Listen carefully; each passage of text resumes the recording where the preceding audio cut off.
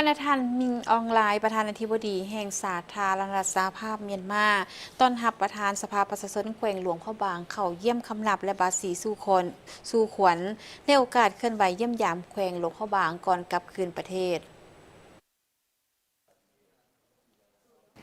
ในวันที่5 กรกฎาคม 2026 ที่ห้องรับแขกโรงแรมสุภัตตานครหลวงพระบางทานบุญเรืองมณีวงศ์เลขาคณะบริหารงานพรรคแขวงประธานสภาประชาชนแขวงหลวงพระบางได้เข้าเยี่ยมคำนับและพบปะกับพระธานมินอองไลน์ประธานาธิบดีแห่งสาธารณรัฐสหภาพเมียนมา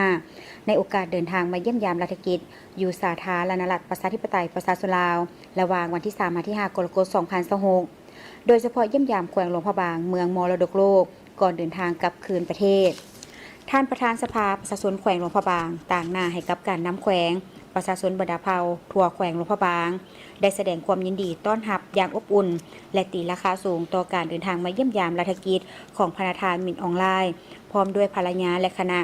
ซึ่งเป็นนิมิตหมายอันดีงามในการเสริมขยายและเพิ่มพูนคุณสร้างสายเผ่าพันธุ์มิตรภาพอันเป็นมูลเสื้อที่ยาวนานและการร่วมมืออันใกล้ชิดที่ดีระหว่างลาวเมียนมา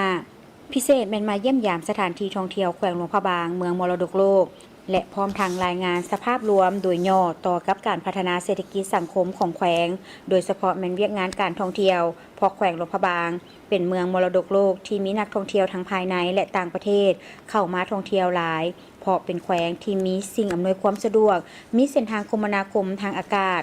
ทางรถไฟแล่นผ่าน